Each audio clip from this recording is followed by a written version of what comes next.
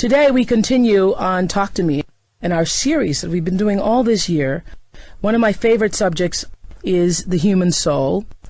One of my favorite things to talk about when I'm just sitting around hanging out with my friends is that mystical part of you and me that makes us who we are and transcend even what science can tell us, because what I know for sure, we are more than our bodies. If you have tuned into our television show in the last few months, you've likely heard me talk about what has, I would have to say at this point, I think has become a global phenomenon. A lot of people have been talking about the universal law of attraction. And it's been packaged very well, I think, in a new marketing form, because the truth is there have been world philosophers for years who've talked about the idea that we are more than our bodies and there's more to our lives than what we can actually see, and that really that what we are here is really an illusionary plane. Now everybody's calling that the secret.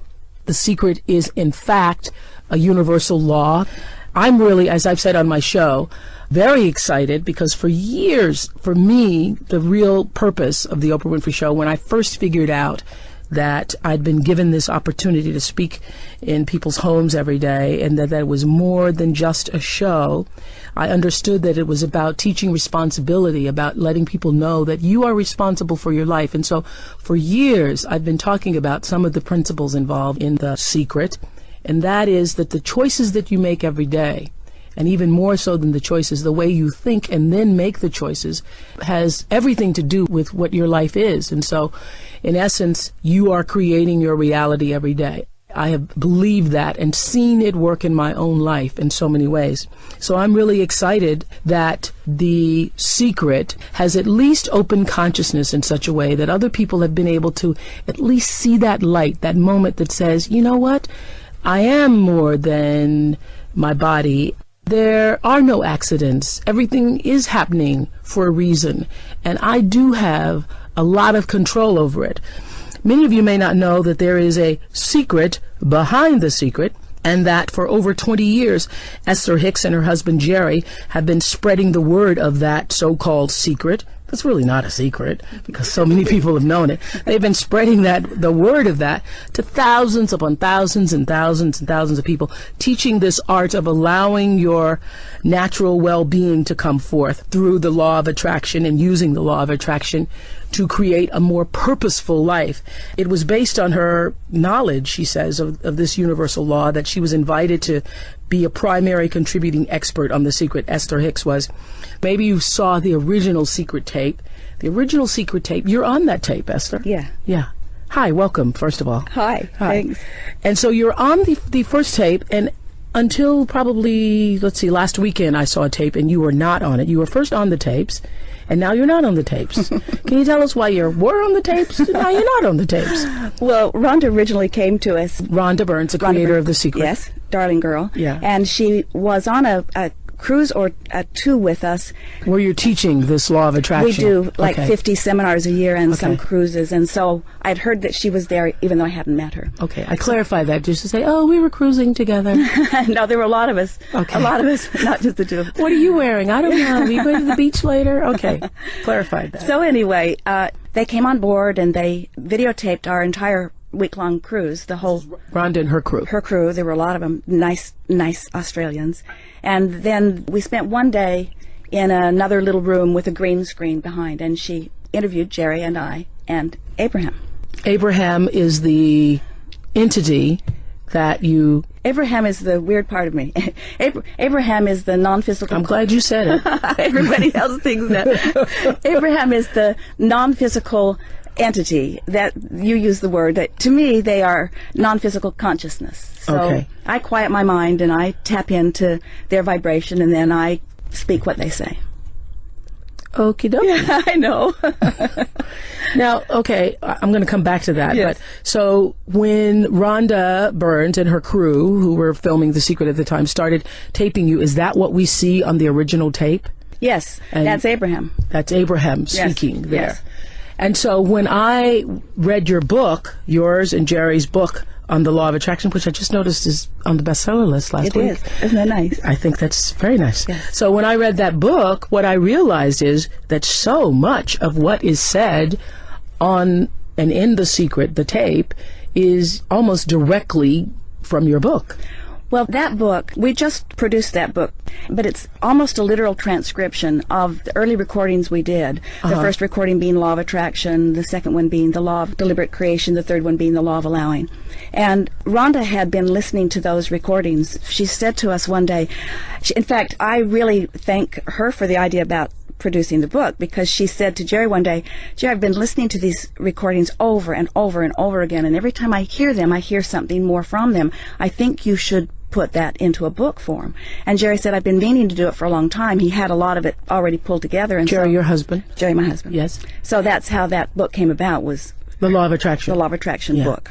For those of you who have felt, stimulated, inspired by The Secret, I would have to say that the Law of Attraction really opens that door further in such a way that you begin to truly understand the principle behind the Law of Attraction and how it works in almost every phase of your life. I know you believe it works in every phase of our lives.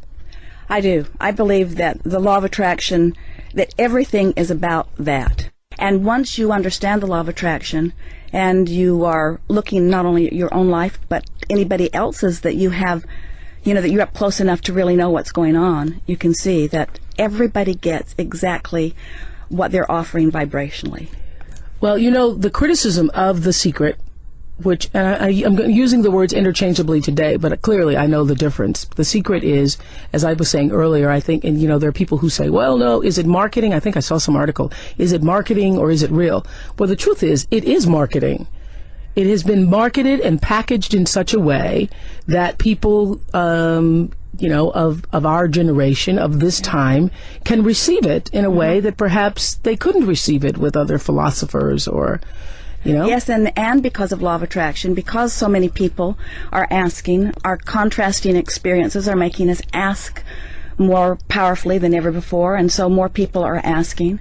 I think that watching what Rhonda accomplished with The Secret was maybe the best example I've ever seen of someone holding steadily to a thought or an idea and not letting anyone divert them from their idea.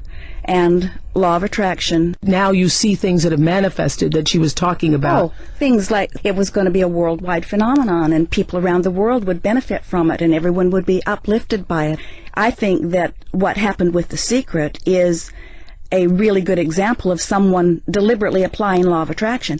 And in fairness to Rhonda or anyone who's trying to put such a big idea out in such a short period of time, it isn't possible to explain how to make that happen. She studied for a long time before she began applying it, And so I hear criticism, we get so much correspondence from people who've been studying our work for a long time who don't like how it doesn't say enough or don't like how now it's beginning to be diverted into different directions. It's kind of turning in the wind just a little bit.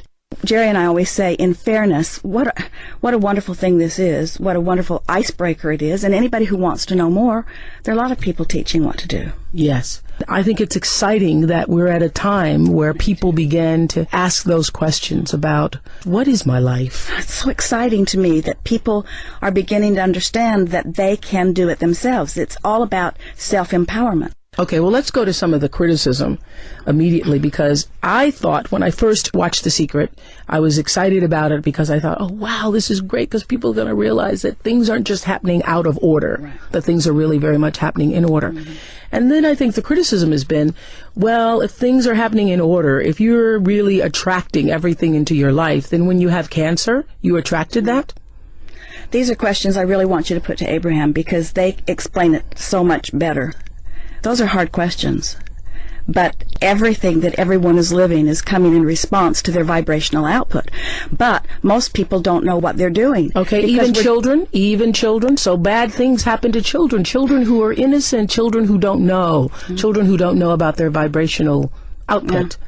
Well, it's like we're offering a vibration whether we know that we are or not, and we learn our vibration. I hear Abraham say that even when you're in your mother's womb, you're picking up on her vibration because of how she feels in her life. And when you're born as that little baby, you're born into an environment where people around you feel a certain way.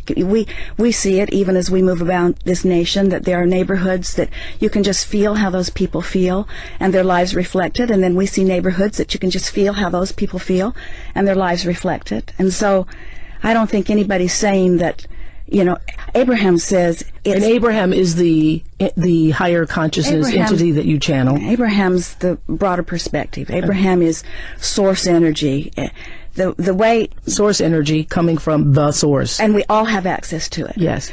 And through a process of meditation, I managed to quiet my own resistance enough that my own vibration raised so that I tuned into them. Well, this is the thing. Yeah. I know you've agreed to be here because I said to you, when they were going to get you here, I said, tell her, please, she's going to have to come on several shows just to come back because there's no way I'm going to be able to get all my questions out in one session. So I think in our next session, I certainly want you to channel Abraham. But before you do that, for everybody who's listening right now, you're going, what? Sounding weird to me, Oprah. Very weird, Ola. I wanted you to tell people how absolutely normal you used to be. You know what's really funny is you used to be so normal. We think we're normal now. In fact, Jerry was laughing about this morning, that somebody was talking about the weirdness of this, and it doesn't seem weird to us because we've been doing it for so long. It's hard for me to remember what life was like before I had this connection with Abraham. And how did the connection start? Jerry had been looking for ways to uplift people long before he even met me. So he really had that going on with him. And uplift, like motivational speaking? Jerry was never a motivator. He was more an inspirer in that he always looked for strengths in people and then reflected it back to them. Okay. So he found a book in a library one day written by Jane Roberts. Is this the Seth book? Seth book. Yeah, I read all the Seth books. And so Jerry's reading the Seth books, and I was afraid of them. They just seemed weird to me. Yeah. And so he read them in his private time, and that is so interesting you say that, because I used to read them. I was reading them back in the late 80s, I think it was. And then one time I just started to get weirded out by them, and I removed them from my shelf because I didn't want Seth speaking to me when I got up in the middle of the night to pee.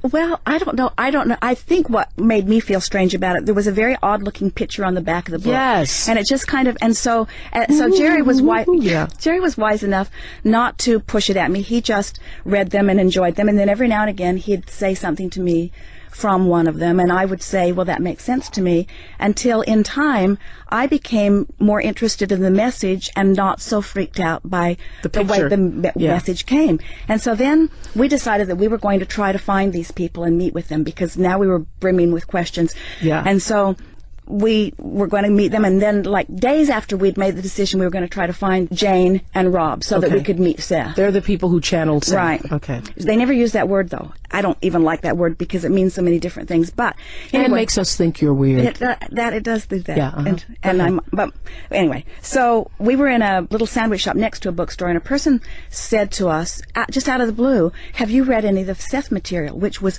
odd because we had not told a soul that. So you're just standing in a shop, and then somebody else says we were that. Eating a sandwich, and this man just said that to us, and we said, "Yes, as a matter of fact, we have been." And he said, "Did you know Jane Roberts is dead?" Well, that was shocking to me and upsetting. I hadn't heard it, and I felt like somebody had told me that my sister was dead and I didn't know it. It had that kind of an impact.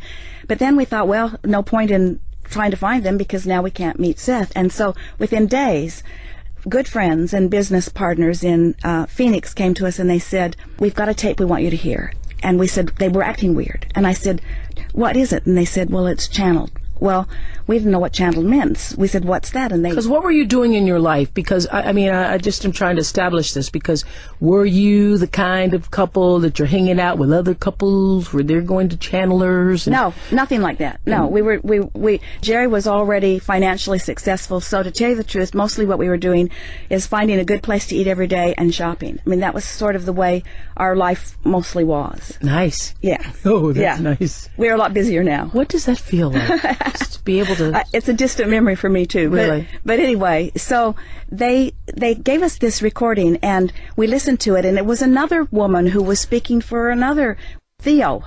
So are you saying that these things are just happening? Unfolding, yeah. It just like law of attraction does. Once you get on a wavelength, then other things like that come to you. I absolutely get that. And I know people are listening right now, and you've seen, just the other day I was thinking about something. I walk into my office, I open the door, and that's what everybody in the room was talking about. Exactly. Yeah, I see that. So we visited with Theo. I wasn't sure I wanted to go. It was a beautiful home, no weird stuff going on. Theo relaxed, changed her consciousness as the way she spoke it, and Theo began speaking to us. You weren't weirded out? I was prepared to be weirded out. Okay. And expected to be. But the feeling of it was the most loving experience that I had ever experienced. And you believed it immediately? I didn't know what it was, but I believed it was good. I'm talking to Esther Hicks, who, along with her husband, Jerry Hicks, they're author of a book that's now on the bestsellers list called The Law of Attraction. It is really, if I may say, the secret behind the secret, because they talk about law of attraction in depth. And Rhonda Burns went to them when she was preparing The Secret. So continue. I'm just trying to find out how Esther came to be Esther, who's channeling. That's a word I use because it's the most... It's all right. Most people do. Okay. Channeling Abraham, which he's agreed to do for us on next week's show. But go ahead. So Jerry has all of these questions that he's asking. He has a lifetime of questions saved up for Theo, and I didn't say a word. I just sat in amazement as I listened to the dialogue back and forth. And then I said, I want to go back tomorrow because now I have questions. So we made another appointment. We went back the next day, and I said, what can we do to more effectively achieve our goals? And Theo said, meditate and affirmations, and gave us a wonderful affirmation. And when she said meditate, we were both put off by it because that just seemed weird to us. I thought of people lying on beds of nails or walking on hot coals, or people standing at the airport, standing on one foot with their hand out. And so I said, what do you mean meditate? And Theo said, sit in a quiet room and wear comfortable clothing and focus on your breathing. And when your mind wanders, and it will, just focus back on your breathing again. Then the tape recorder clicked off. My time is up, and there was a girl in the room. Her name was Stevie. I'll never forget her. And she said, well, do you have one last question? Because she could see I was a little frustrated that my time was up. And she said, do you want to know who your spiritual guide is? Well, I would have never asked that because I had never heard that term. But what year was this? This was 1984. Okay, yeah. So I said, yeah, sounded good. Who is my spiritual guide? And Theo hesitated. I thought, oh no, this is bad news. I thought maybe my spiritual guide was someone bad, but she hesitated, and then she said, we are told it will be given to you directly. You will have a clairaudient experience, and you will know. A clairaudient experience. I didn't know what that meant. Okay. So do we all have spiritual guides? Yes. Mm-hmm. Yes. Do you believe that some have more than others? No. I believe that we all are extensions of source energy, and we all have equal access to this wonderful energy. It's just a matter of getting into the place where you can hear it. Do you have 1 or 2 or 3 or 10? When I first was thinking of Abraham, I thought of them as like an individual. In fact, you call Abraham as many entities. They refer to themselves as we. They say they're a collective consciousness. Now, you must admit that this sounds strange to people. It has to. I know how I felt about it. I know how I felt about it in the beginning, and I have to say, if it hadn't happened to me, I can't say that because I was listening to Jerry read Seth to me, and I was captivated by what I heard from Theo, and Stevie, who was in the room, said it looked as if my heart opened. So who knows? You can't say what would have been, but... Okay. And so when you first started channeling Abraham, you go into meditation, and what happened? So we went home, put on our bathrobes, sat in a quiet room, pulled the drapes, sat in wingback chairs with an etagere between us because it was frankly just too weird to do it together. And I just focused on my breathing. We set a timer for 15 minutes, and right away I felt numb, detached. And it was an incredible sensation. So the timer went off, and I said, let's do it again. So we set the timer again, and again I just breathed, focused on my breathing, and I couldn't tell my nose from my foot. Now I'm excited about whatever this is because of the feeling of it. And about because now you're just meditating, but you love the feeling so much. I love the feeling of it. And it's because it's better than shopping. Yeah. You've just been shopping and eating, so you're thinking, now I'll just meditate. I didn't know what I was reaching for. What was in my mind is, I'm going to meditate every day for 15 minutes, whatever that means, and I'm going to find out the name of my spiritual guide. That was really what was in my mind. Okay, got that. And so right at the end of that, what is now about 45 minutes of meditation, something breathed me. It was the most incredible air drawing in, air pushing out. I felt like I was a billows that someone was breathing, and it was the most loving, incredible feeling of well-being that I had ever experienced in my life, and I wanted more of it. Something breathed you. Something breathed me. That's the only... I know now it was my first interaction with Abraham, but... So we meditated. And did he say, I am Abraham? No, it's just because I couldn't have heard that. We meditated for about 9 months, and nothing happened except I got numb every day, and I liked the sensation of it. And then it gets weirder. One day, while we were meditating, my head just started sort of moving gently, and I loved it. It felt like flying. And the next day, the same thing. And about the next day, while my head was moving, I realized it wasn't just randomly moving. It was actually like spelling letters, like my nose was writing on a chalkboard. And I realized they were going through the alphabet. And I was on M, N, O. And I said to Jerry, I'm spelling the alphabet with my nose. And Jerry got a notebook. What did you think was going on? Well, see, when it's happening, it feels wonderful and it feels normal. It's Jerry is the one that had to be wondering what was going on. Yeah, because I would have called a doctor. We might have if we hadn't experienced Theo. We might have if we hadn't been reading all of this wonderful information from Seth. Okay. So now we've got the combination of intellectually understanding that we've connected to something, and we have no way of knowing what it is. I couldn't tell you. I only knew that it felt so good. And you wanted more of it. And I wanted more. Okay, so you start spelling with your nose. For about 2 months. It was awkward and awful. Jerry woke me up in the middle of the night and propped me up in bed and would ask a question, and off we'd go. It was bizarre and tiring. Bizarre and tiring. Now, when you say that you channel Abraham, and if it's not called channeling, what do you call it? Well, it's what inspiration is. Okay. It's what the basketball player is doing. You know, he's trained his body to move well, but he gets into that zone and allows his broader perspective to flow through. I mean, I think everybody is doing it to some extent. That's why I don't like... The word implies that only a few can do it, and that it's weird, and that they are the chosen ones, and it's not that way at all. Everyone has access to this broader perspective. Why do you call it Abraham? That's the name they gave, and I don't repeat words that I'm hearing. You don't repeat words that you're hearing. It's not like that. Abraham gives me a block of thought, and at an unconscious level, I match that block of thought up with the physical word equivalent. Okay. So it's like blending their perspective and our perspective. I got it. So when they said, so they've explained that... Because they're not speaking, right now I'm talking like you, they're not speaking in English. Or they're not speaking language. Speaking in vibration. They're speaking in vibration. That's why musicians can translate it. That's why artists can translate it. I got that. So I get this block of thought. Stay with us, XM listeners. I know. Hang in there. It gets better. No, because what's so fantastic is that we're talking about this on its own vibrational frequency. Oh, yeah. XM 156. Cool. That is a vibrational frequency here. So Abraham explains that the block of thought that they offered me, that the word Abraham was the best label that I could find that best defined who they are, because they are at the root of every religion. Because Abraham is really a part of every religion. You'll hear it in... Yes. I understand it. I'm with you. I know you are. I'm right there with you. As a matter of fact, when I picked up the book, this is so weird, I was with my producers, Sherry and Lisa, and they were telling me about the book, because I hadn't heard about the book.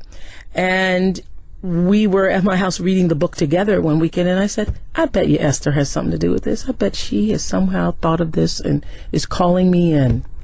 I've been calling you in for years. In fact, when Abraham first came through me, our daughter Tracy was 14. And I wasn't quite sure how I was going to explain this to Tracy. And so she'd been listening to us read the Seth books. And the first thing Tracy said was, can I talk to Abraham? The second thing she said is, don't go on Oprah. Really? because she didn't want all of her friends who watched you every day to see how weird her mother was. Yeah. I've been listening to you, and people email us constantly, and they say things that, oh, Oprah knows this. Oprah's got this. Oprah understands this. And so I told Jerry, I said, whether we're on a television show or a radio show, or whether we just get to sit and play with Oprah a little bit, it's all satisfying to me. Oh, that is so wonderful. Yeah. But isn't it interesting? I felt it. Yeah. I felt it, and I felt that when they gave me the book, I realized that it had been a journey to that very moment. You know what? Abraham talks about how our life causes us, when we know what we don't want, we know what we do want. And so we're creating this constant, they call it a vibrational escrow. It's like our future experience that happens vibrationally before we get there. And I see so many things that are in all of our vibrational escrows. In other words, it's stuff that we've asked for that has already happened on some level. And if we can just get out of our own way, then all those things happen. So I think you were in my vibrational escrow. I think so, too. Yeah. I must have been. Yeah. Well, so a half hour's gone already. That's why I told you have to come back next week. Yeah. We'll be joining again with Esther Hicks on our continued Soul series. And next week, I'm going to ask her to bring in Abraham. That's what we're going to do. And you'll explain that my head does not turn all the way around and things like that. I'm trying not to be weirded out. I'm just going to be cool with Abraham. You'll like Thank you for joining us here on XM 156. Talk to Me, our Soul series. So happy to have been able to talk to Esther Hicks. Her book, along with her husband, Jerry Hicks, is called The Law of Attraction, on the bestsellers list right now. It's the secret, really, behind the secret. Email me with your comments and suggestions at Oprah.com or call 866-OPRAH-XM. Whoa, we're back, continuing our Soul series. Last week we were talking to Esther Hicks. Esther's still here.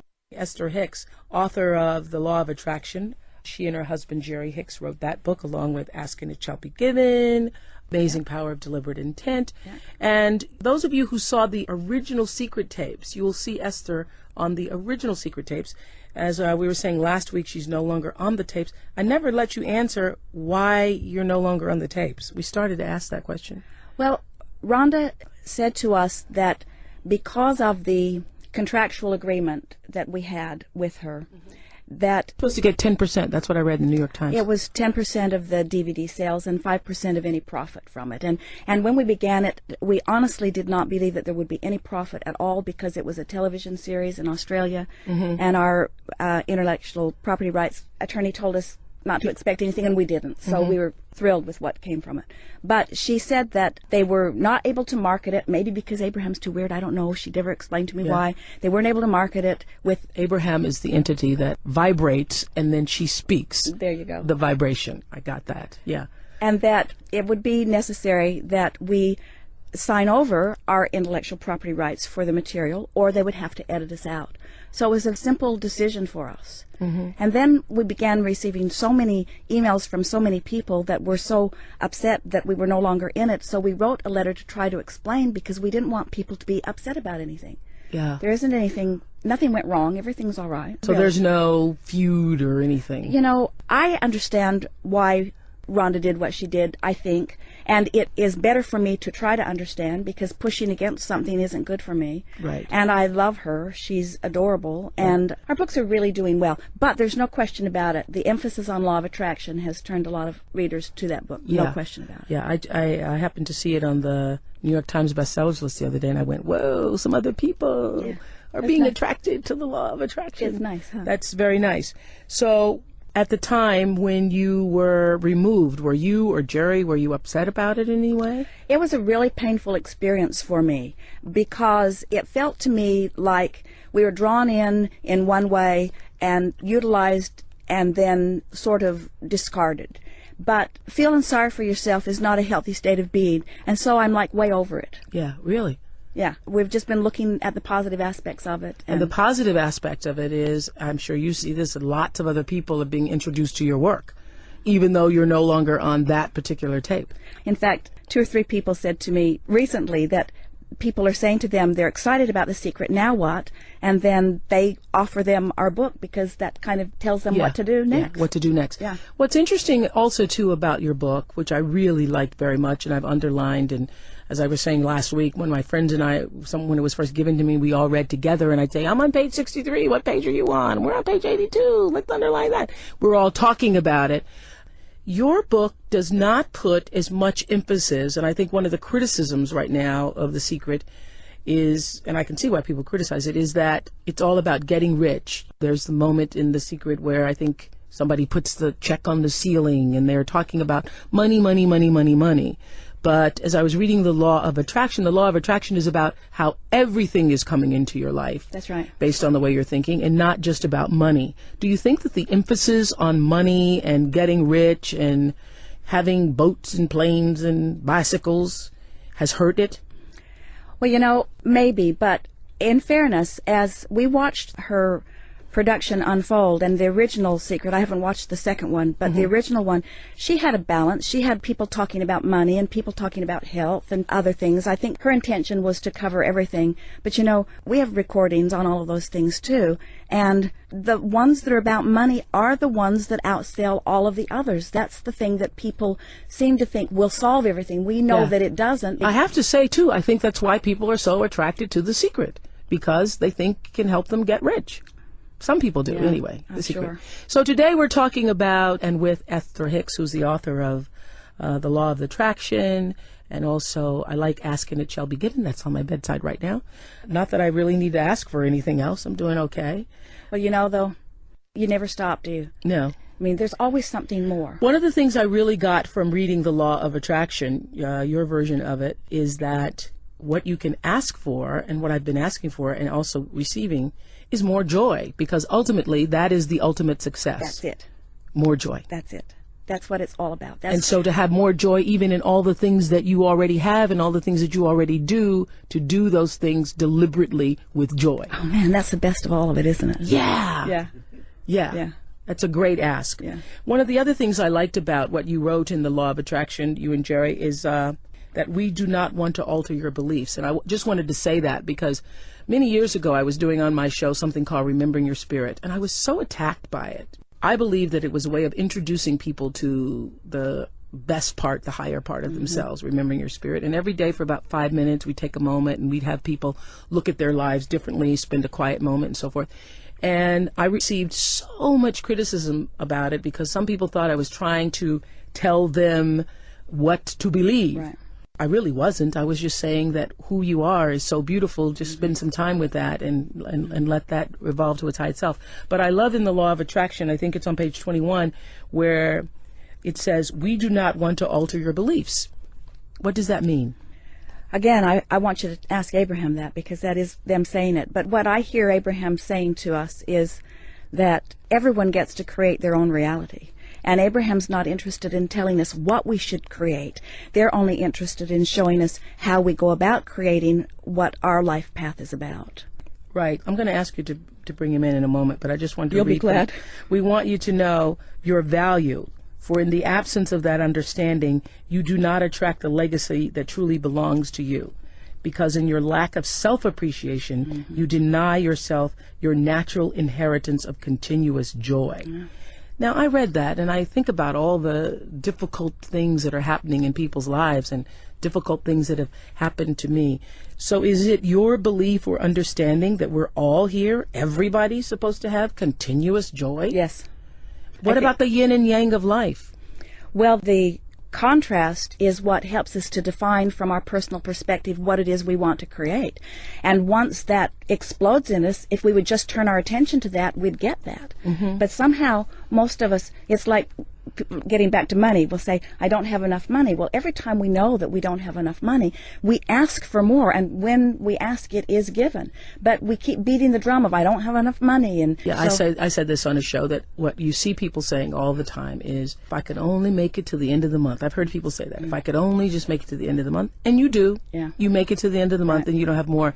So are you saying that the law of attraction says that whatever you give your attention to, that's what you attract. Exactly. Knowing what we don't want helps us know what we do want. Yeah. But we keep talking about where we're at, so we don't let ourselves become a match to what life has caused us to ask for. I got that.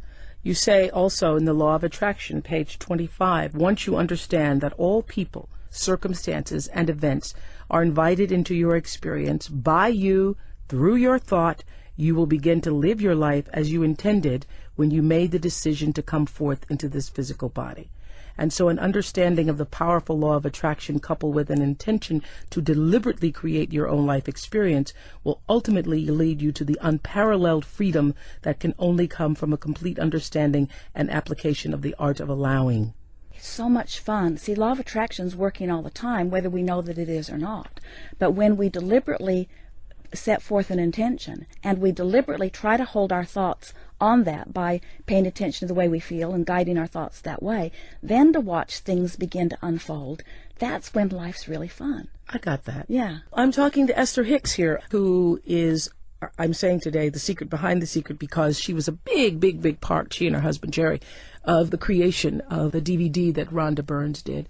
Rhonda and her crews went to sit with Jerry and with Esther, and she was on the original tape. She's no longer on the tape, but she is here in our studio. And I'm going to ask you to channel Abraham. And let me just say before you do that, the reason why I wanted to do this on the radio is because I really do think that the television audience isn't ready for it. Yeah. So I just know. And so I know all the people listening, you're going to think it's a weird thing. And maybe it is a weird thing. I'm going to see for myself how weird it is. Prepare yourself. I'm preparing myself. That's why I thought I would do this I'd do my virgin run with Abraham on the radio in case some weird old thing happened. So what happens? What is the process? Can you tell our listeners what this means? I just relax and quiet my mind. I usually focus on my breathing. Are you going to look the same? Yeah, nothing's going to change. It'll be all right. Okay. It'll be all right. My eyes dilate is about the only thing that's different. The and pupils. does it happen every time? Can you do it? Does it happen? Do you just say, "Hey, Abraham," and it shows up? The only time that I was not able to bring Abraham in was when the neighbor's dog got in our chicken yard years ago and mutilated some of our chickens. And I was so upset I couldn't relax enough to receive them. But so once you channel Abraham here on XM 156, once you do that, then I'm talking to Abraham. Are you hearing what Abraham is? I hear every word, okay, but what it is, I don't go away, but I become more is the best way to explain it. Because tell me again what you said last week, that it's a vibrational field. Yeah, I don't repeat words. They offer a vibration that because I've practiced for so many years, I tune to it easily. Mm-hmm. I think you do it too, Oprah. I think you are every bit as weird as me. You just don't use the label. And how do you see that I'm weird, Esther? How so? I don't see you as weird. I only say weird in the sense that I believe that you are weird in the way that I'm weird, in that you receive broader perspective, or you'll get an impulse that when you follow it just at the right time, it's exactly right. Yes. You know. Yeah. I'm going to ask you to bring in Abraham. All right. You'll like it. I'll like it. We are not really as strange as all of that. It is nice to have an opportunity to visit. So, Abraham? Do I call you Abraham? Do I call you Esther? What's the protocol? Mm-hmm. Most call us Abraham. Some call us Estherham. Estherham. Abraham is fine. Mm-hmm. And so when I this is so weird. So as I sit here on... it's not weird from your perspective, but as you try to define it through the eyes of others, yes, you see them as seeing it as weird, and so then it feels weird. But in reality, it is not weird. Yeah. Everyone is doing this to some degree. To some degree. Yes. Thank you for that clarification. So may I ask you some questions about some of the feelings that people have after hearing that they are attracting into their lives everything that is happening? So are you saying that everything happens in our life for a reason? We are saying that, but differently than that, in this way. Everything happens for a reason sounds a little bit like it is an outside reason that has been assigned. We say everything is happening because of the vibration offering that you are setting forth. Everything that is coming to anyone is coming in response to what they've been thinking about. As you think a thought, it activates a vibration, and as you continue to think it, that vibration becomes stronger until eventually you call it a belief. A belief is just a thought you keep thinking.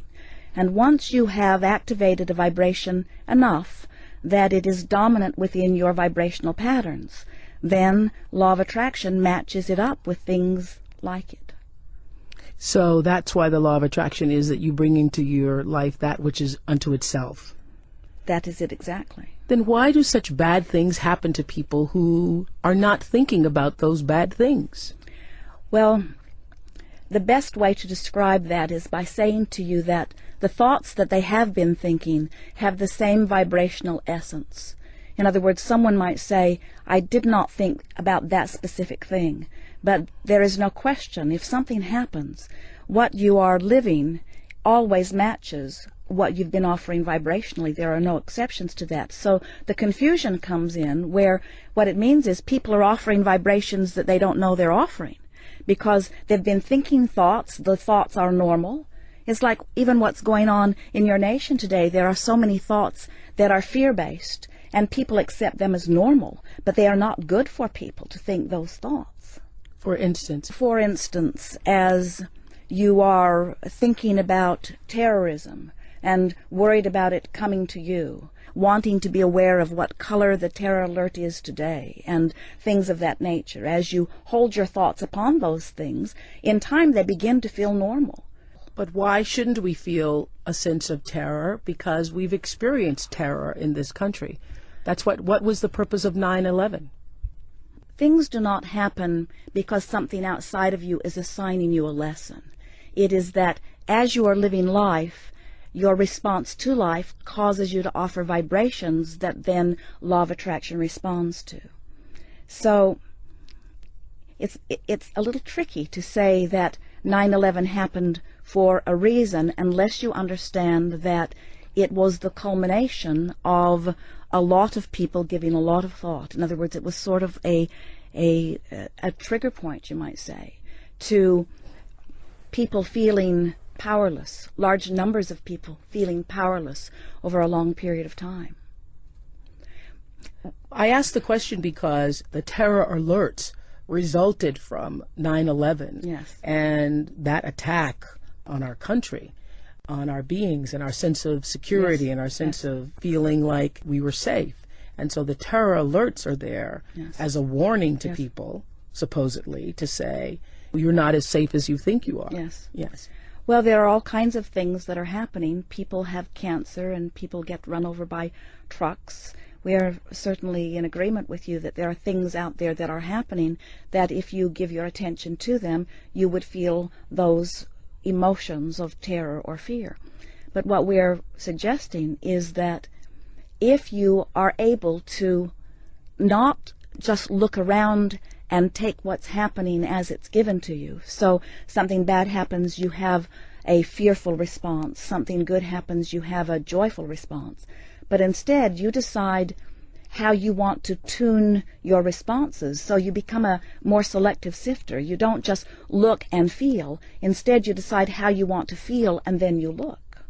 So now you have control of your vibrational offering, which means now you have control of your point of attraction. Because we're all vibrational offerings. We are all vibrational beings, everything is. And you are attracting to yourself the vibrational frequency, the vibrational offering that you are putting out. Every time, no exception. Even if you're 4 years old. Even if you are 1 year old, even if you are in your mother's womb.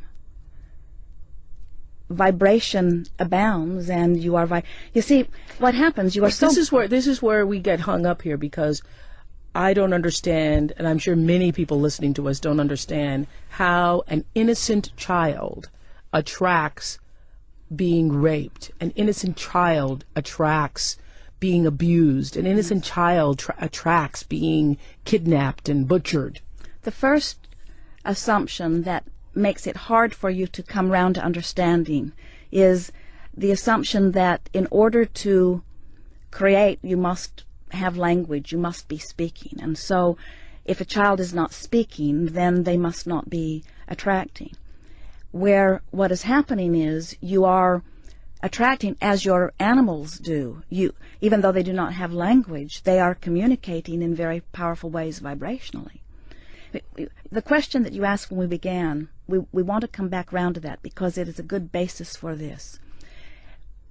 People often, when they first hear about law of attraction or that you create your own reality, most are very excited about the idea because they want control. They want control over the bad things and they want to be able to bring in more of the good things.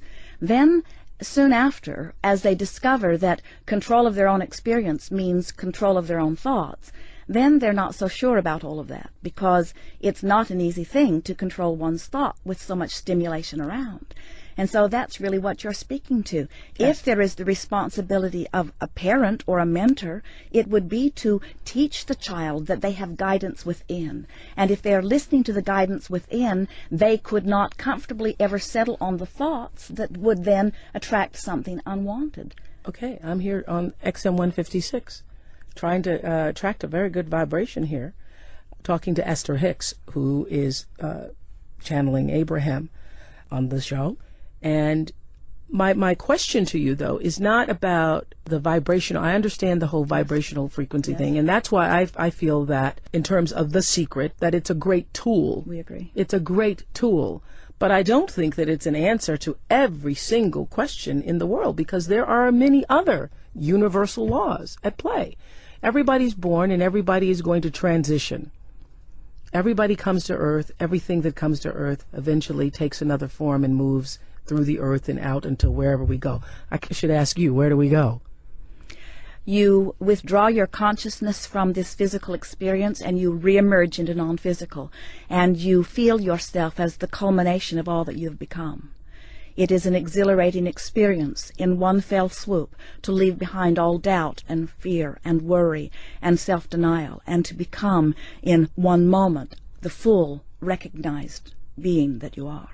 It's important to know that you came into this body from your non-physical perspective. Mm-hmm. May I interrupt a second? Certainly. Because I just thought this.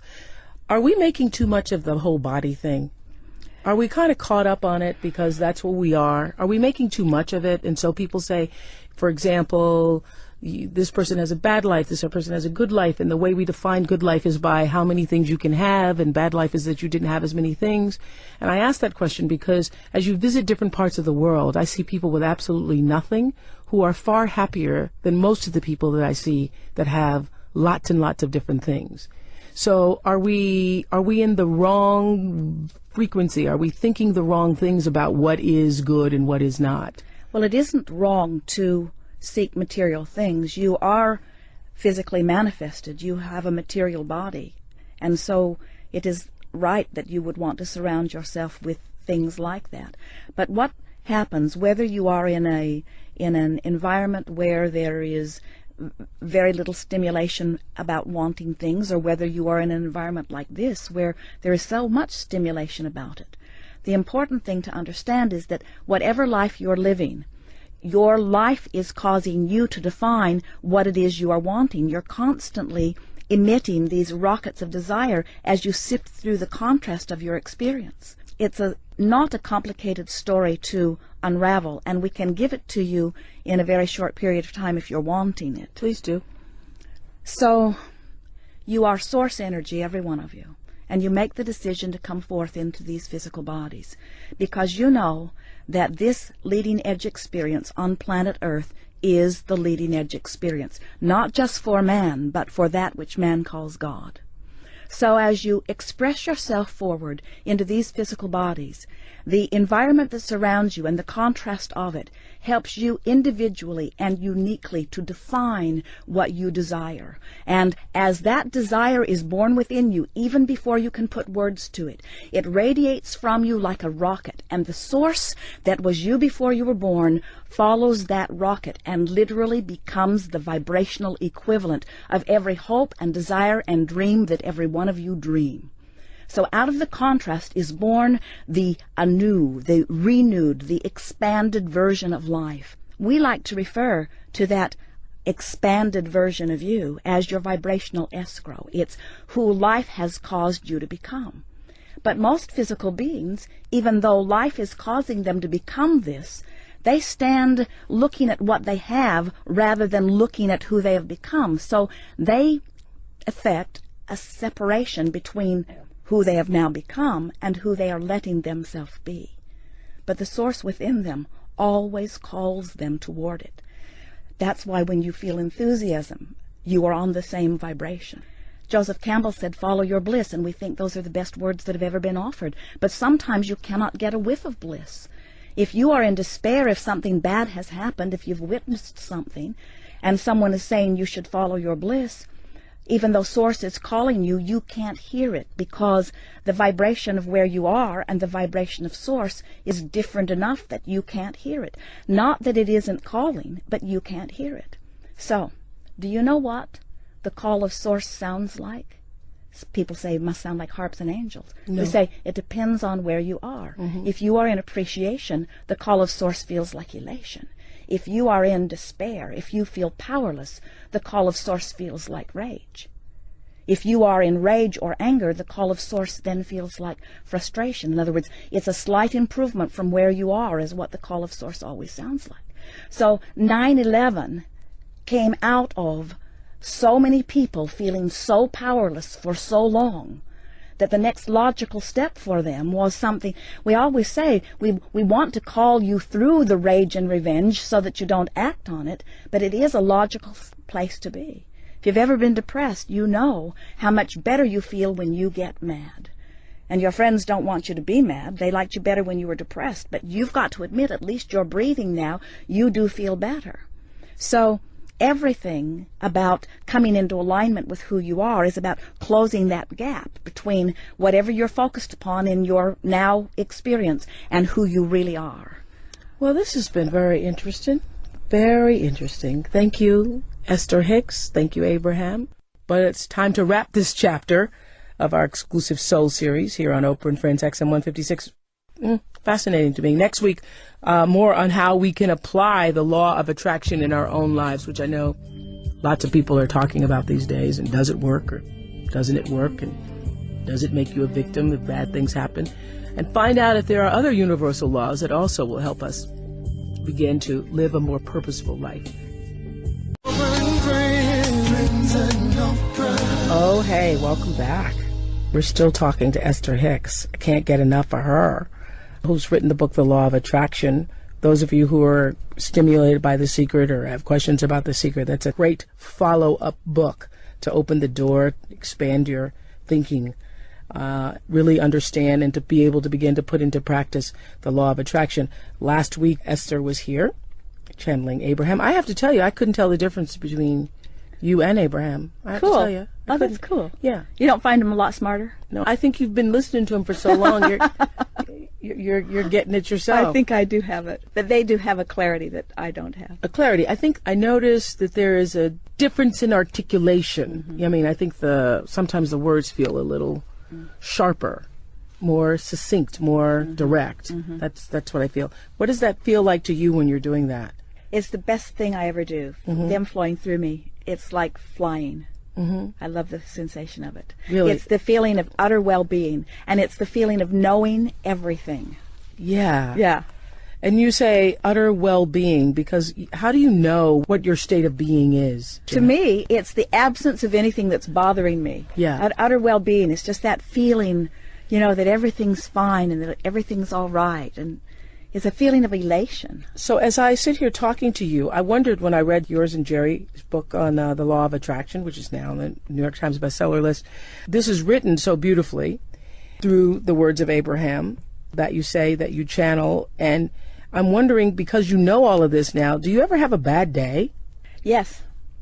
But well, you attracted that to yourself. Absolutely. Yeah. And when I have a bad day, I feel guilty, which makes the day worse. And then I remember Abraham saying, you are where you are. Just reach for a thought that feels better. They say you can't sit your radio dial on 6:30 a.m. and hear what's being broadcast on 98.7 FM. Or XM 156. Yeah, or that. Yeah. So when something happens and you focus on it, you feel what it is. But we have choices. You say on page 49 of the Law of Attraction that your attention to anything is drawing it closer to you. So that means even when you're saying, and I loved it when you say, try not to think about snow. Everybody listening right now, don't think about snow. And immediately you think about snow falling, snow on a mountain, snow. And you're saying in the book, The Law of Attraction, that the vibration doesn't hear no or don't. The vibration hears snow. Every subject's two subjects. It's like picking up a stick, and on one end of it is what the absence of what you want, and on the other end of it is what you want. So you pick up the subject and you activate it, and depending on how you feel is which end of the stick you're on. It's like, am I really thinking about my lover coming, or am I noticing that he hasn't come yet? It's the subject is my lover, but if I'm thinking about him coming, I feel high and happy. If I'm thinking about the fact that I have no idea where he is or if he'll ever show up, I feel terrible. Yeah, so that's why you speak about and have written about the law of deliberate creation. Yes. Because I think for most people, they can't even figure out what it is they really want. And I say this to also my friends and people who work with me all the time. Don't say you do want something, but then subconsciously, the layer is, when you go beneath the surface of it, is, I'm not so sure I'm really going to get it. I'm not so sure I can really have it. Because that's then what is going to be working for you. That's right. The universe is not responding to our words. It's responding to the way we feel. So the more you think about, for example, you say, I don't want to think about it. I'm sick, but I don't want to think about it. I'm worried about my child, but I don't want to think about it. What happens? The best example that I've seen of that, a lady was talking to Abraham, and she said, I'm in such pain. I have arthritis in my hips, and every moment I feel uncomfortable. How can I think about a good-feeling body when my body hurts so much? And Abraham said, you have to separate what's happening from the way you feel about what's happening. In other words, they said, you're in a painful arthritic body and you feel frightened, or you're in a painful arthritic body and you feel hopeful. And the difference between hope and fear is the difference between recovery or not. So the way to begin to use this as a tool to do, as you and Jerry say in the book, Law of Attraction, to lead a more purposeful life is to follow your feelings toward that which is good. You have to find a way to quantify the journeys. It's like Jerry and I drive from Phoenix to San Diego, and we know how to get there. It's 400 miles. We head west. We never feel discouraged. We know we're going to make it. Even though we're not happy out there in the desert, we can't wait till we get to San Diego. We never worry about making it or not. We don't get halfway and lose our way and then fight with each other over whose fault it is that we're not there, and then go back to Phoenix, Yuma, Phoenix, Yuma, Phoenix, Yuma, Phoenix, Yuma, and then say San Diego's an impossible dream or incurable, because that journey we understand.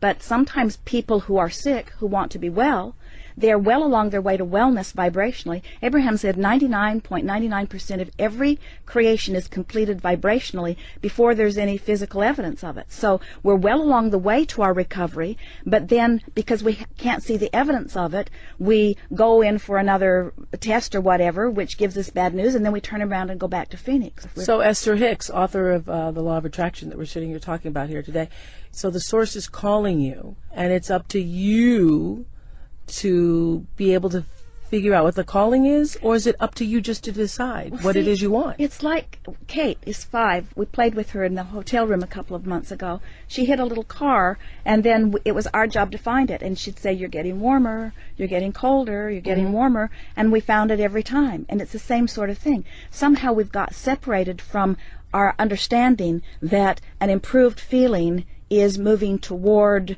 source, that which feels good. And I think but couldn't that mean, though, Esther, couldn't that also mean that there are some sick people out there? You know, I don't know what Abraham would say about that, but there are some sick people out there who feel good hurting other people, and that as they feel good as they're moving in the direction of doing harm to other people. Abraham tells the story this way. So imagine taking your boat. Abraham is the entity that you channels if you're just listening for the first time, okay? Take your boat down to this river's edge with your paddles in, and they say most people deliberately turn the boat upstream and begin paddling very hard. And they say, why don't you just turn and go with the flow? And people say, well, that just seems lazy. And what Abraham's wanting us to understand is that everything that we want is downstream. I'm smiling because I say that to my people all the time. And I don't have Abraham. And how did I know that if I don't have Abraham? Well, I'm not sure you don't have Abraham. Okay. I know that. But I use that exact phrase. I always say that there is a current to everybody's life, and there's a flow in your own life. And if you're struggling, it means you're moving upstream. Turn around, find the flow. And you don't even have to turn the boat and paddle downstream. Just let go of the oars. The current will carry you. That's what I always say. And see, so you know. So that stream is what's calling us. And here's what I think goes wrong with so many people, is that when we're in a really strong negative place, yes, we don't have access to joy. We don't have access to elation. The vibrations are too far apart. Yeah. But we do have access to something that feels a little better. And if we could just know that the thought that feels a little better is a step in the right direction, and then the next thought that feels a little better is the next step in the right direction. You're getting warmer. You're getting warmer. Exactly. You're getting warmer. It's Kate saying, you're getting warmer, you're Exactly. getting warmer. Yeah. So that's how you know. That's how you know. It feels better. That to move toward who you've become always feels better. To widen that gap always feels worse. How does the law of attraction mesh with religious beliefs? Because I think that's one of the things that when we first did The Secret on the show, one of the questions from one of our viewers was, well, where is God in all of this? And I said, God is the secret. God is at the heart of everything that is. So law of attraction is responding to our thoughts. Mm-hmm. And our thoughts equal our point of attraction. But now consider this. So we're source energy. We're born into this physical body. The contrast causes us to ask for this and ask for this and ask for this. So there's this vibrational escrow that's amassing. And the source energy part of us doesn't stay over here in the contrast. It rides that rocket and becomes the non-physical vibrational equivalent of what we're asking for. So God has expanded through us and is standing there in that expanded beingness calling us toward it. When we move in the direction of it, we feel better. When we move in opposition to it, we feel worse. How did we get so far off course? I think it's because well-meaning people, it's like our mothers say, listen to what I say instead of listen to how you feel. Mm-hmm. I think it's because when somebody adores you and they focus on you and they hold you as their object of attention, and because they're adoring you, they're connected to source and they're flooding that all over you. It feels so good, and then you want more of that from them. Yeah. But then if they're not connected, then you don't get that. You get whatever it is that they're offering. But this is so wonderful. That's why, I have 151 girls at my school. I know. And one of the beautiful things about raising children, it's so amazing how I attracted this to myself, because I used to say the reason I would want to have children is so that I could begin to teach them the power of themselves, just like in The Wizard of Oz, which I think is one of the greatest spiritual stories. You've always had the power, you've always had it, my dear, that Glinda the Good Witch says. And to be able to let them know that they come from the source, as you call it, and that there's a part of them that because you do come from that you can do amazing things in your life. And so now I have this school, and all of my girls meditate. Before they go into their tests, they meditate. And before they do any sports games, they meditate. They all meditate. And they have their own religious beliefs. We have Muslims and Hindu, and we have Christian girls. And so all the girls have their separate religious beliefs. But then all together on Sunday afternoon, we all do yoga together. And I was in a yoga class with these 12-year-old girls talking about the benefits of meditation and how, because they've now learned it, that they can go inside themselves before they take a test and calm themselves. And when I see that, I realize that we have all been taught how not to trust ourselves. Right. And my goal with my school and these girls is to teach them how to begin to trust themselves. And self-empowerment. Yeah, to trust themselves and also trust that which is greater than themselves, to use the source. There is not anything that's greater than us when we're aligned with who we really are. Yeah, that's what I teach the girls. Yeah. That when you are, Gary Zukov calls it authentic power, when your personality is aligned with your soul, that is authentic power. Perfect. When you are in alignment with your source. Yeah. Was there a moment after you were taken off the secret tape, because we said that in the previous shows, you were on the original tapes, and now you're not? Were you upset because since it's been such a great success? Maybe I felt some, you could call it jealousy initially, because I didn't understand what happened. But then the more I thought about it, the more I realized that the world wants the message, but they might not be ready for the messenger. And then... Meaning you. Meaning Abraham. Abraham. So why didn't you just, why didn't you and don't you just want to speak as yourself? Well, I think that when Abraham flows through me, there's a clarity that is beyond anything that I can give. I ask you this because the reason why I'm not talking to you on television right now is because I know there are too many people who would be weirded out by the whole prospect of Abraham. And so, in that way, maybe it hinders you. It does, I think, and I think maybe. See, now I've seen The Secret. This has opened something for me because it makes me realize I can visit with you. I think I can express the message. There's hundreds of thousands of people that have been listening to our recording for a long time. I know this. So if I were on television and I were doing the teaching when they're accustomed to hearing it from Abraham, they'd probably be all right with it. But I'm sure they would say, "Where's Abraham?" But you must know that the fact that you talk about Abraham and that you channel Abraham and want him to speak through you, want them to speak through you, that makes people feel weird. Yeah, I know. I don't blame them. It made me feel weird too. But so what do you do? Not just weird, they think you're a kook. So what do you do? And I'm not calling you a kook, but you know what I'm saying. They're so what do you thinking you're a do kook. when you're having this phenomenal experience where source energy is pouring through you? It's just what's happening. Well, so what do you do? I don't know. This is so interesting. I was talking to some friends about this recently, and I was thinking that too bad I won't be around, but maybe I can channel myself here 100 years from now. Because I think 50 years from now, I think, first of all, The Secret, your books, all of that are elevating conscious to the point where this won't be so weird. Yeah. Even a decade from now, this won't be so agree. weird. 25 years from now, it won't be so weird. Now, I'm going to take this to another level of weirdness, and if Jerry were doing this, I'd be mad at him, but I'm going to do it anyway. Right after we met Abraham, we were living in Phoenix, and I was receiving them, and we were having a wonderful time, and Jerry was teaching from the book Think and Grow Rich, and he was telling the story about a sharecropper's daughter who said, "My mammy's got to have 50 cents," and she just stepped right up in the face of this man and demanded it, and he reached in his pocket and gave it to her, which he couldn't believe that had happened. And while I'm sitting there in the audience, I feel consumed with this energy that I recognize must surely be Napoleon Hill. It was strong, and he was so excited about Jerry's delivery of this story. So as soon as Jerry got off the stage, I said, "Jerry, I believe that Napoleon Hill has something that he wants to say to you." And we went to the car, sat in the back seat of the car in this Napoleon Hill?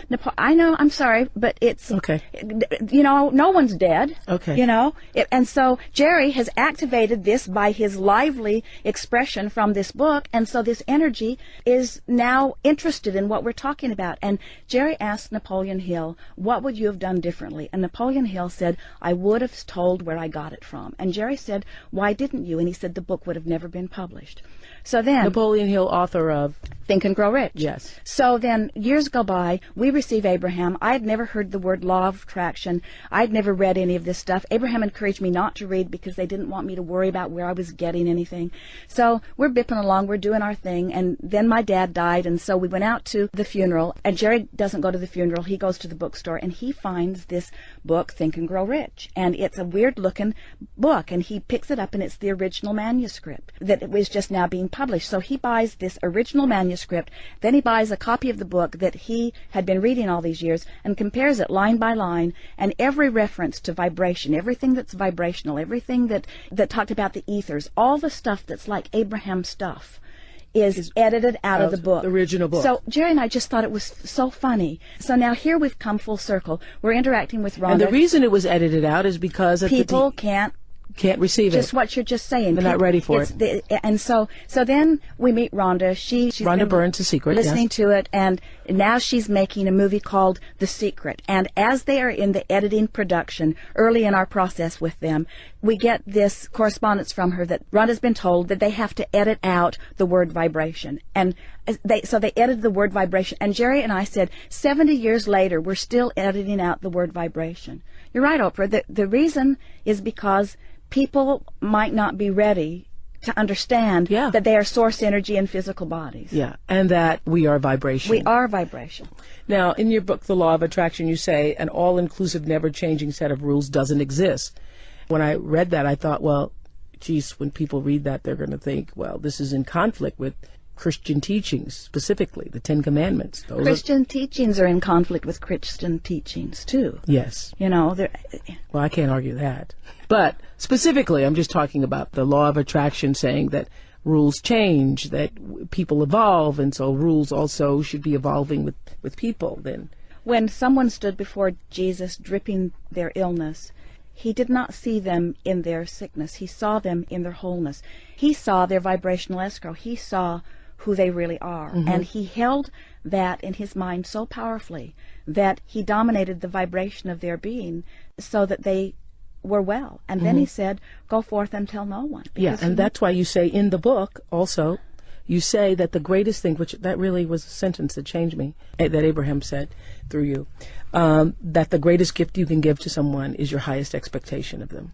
So when you see the best in them. Because when you see the best in someone, you're tuned in, tapped in, turned on to source energy. So it's not just you looking at them, you're flooding all over them with source energy. And by source energy, you mean what most people call God? Yeah, Abraham doesn't use the word God because they say it just makes you think of what you already think about God, and yes. what they think is different than what most people do. It makes you think of God in the religious context, yeah.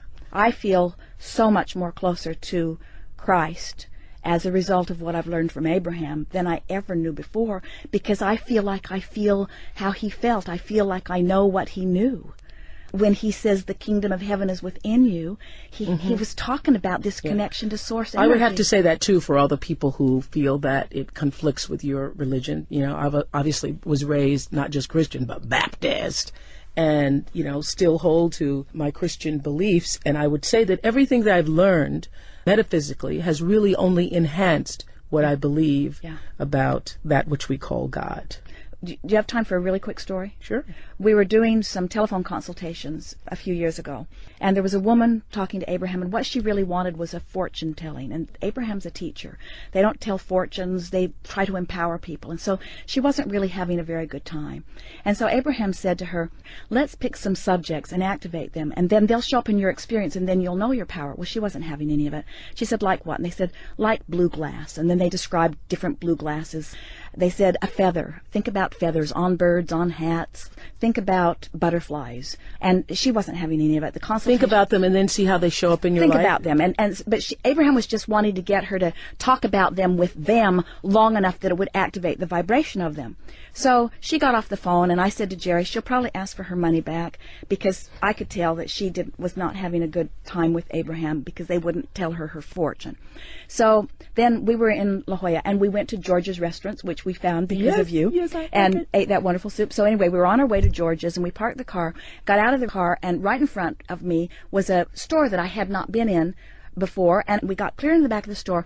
There was a wall of blue glass unlike anything I'd ever seen in my life, and I didn't make the connection between the consultation, but there it was. So then we went to George's and had lunch. Then we walked down to the cove, and we were walking across the grass right before you get down there, and there was a flurry of butterflies that surrounded us that was so intense we had to stop talking to keep from eating them. And then, all of a sudden, I see a little boy running across the lawn, and he came right up to me and handed me a pigeon's feather that he'd picked up off the ground. And when that happened... You, a stranger. Me, a stranger. And when that happened, I realized that all three of those things that Abraham had deliberately activated in that woman's vibration, and apparently in mine, within an hour of that consultation, the universe had delivered them all to me. Because when we activate something without resistance, it comes fast. Boy, I love that. Yeah. I love that. Yeah. If you activate something without resistance, that means also without doubt. So start with something easy. Don't work on the boyfriend that you've been trying to get for 20 years, or the money that you've never had. I have to tell you, the first time we started talking about this, that's what my best friend Gail says. Well, I don't know how come I don't have a boyfriend then. That's why. I don't know. Really? That's why, because I don't know why I don't have a boyfriend. Where is he? He's not here is the dominant vibration. Oh, I'm going to tell her that. She just needs to see him. Honest to goodness, when we started talking about this, she goes, well, if the law of attraction works, then I should have a man by now. No, because her vibration says, I don't have a man. Where is he? Where's my stuff? And he's over there in vibrational escrow. She's been adding to him. He is so magnificent and so beautiful. And in the moment she drops those oars, he'll flow right into her experience. Really? Absolutely. So tell me again, what does she need to do? She needs to. She needs to stop talking about him not being there and start saying things like, well, maybe he's coming and I'd like him to come and I believe that he's out there and wouldn't it be nice if I could see him? She did say that on the road trip. I believe he's coming. I believe he's there. And so when that is the strongest vibration within her, he will be there. But as long as he's not coming, she's holding him away with those other thoughts. So you're saying start small. Start with something easy, meaning something that you're not already worried about. So start with that what? Because you're testing it? You're just testing it. Well, you can test it. You can test it. I would test the law of attraction. I would deliberately activate things in my mind, and then I would watch law of attraction bring them. And then you'll trust the law, and then you'll start to feel worthy, and then you can start shifting your vibration on the things that you've been beating the drum of that aren't working for so long. So I also understand it in terms of, because you've watched me for years. Those of you who are listening heard me go up and down the scale. I understand why the struggle, that just exactly the word struggle with weight has made it such an issue because of the struggle. Exactly. And so in order to be freed of it, you must release the struggle of it. No longer fear potatoes or potato chips.